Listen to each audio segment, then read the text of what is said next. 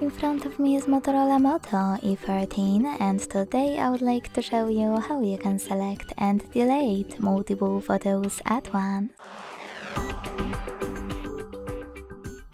Begin by locating Gallery and tapping on it. Now to continue, hit Photos or Folders at the bottom. Decide from where you wish to delete your photos and hold one of them. Now to select multiple, use those three dots at the top right corner, hit Select All, and to keep some of them, tap on the chosen ones. Lastly, to delete the rest, use the same three dots and tap on Move to Trash. Then confirm your choice in the pop-up. Thanks so much for watching. If you enjoyed this video, leave a like, comment and subscribe. Bye!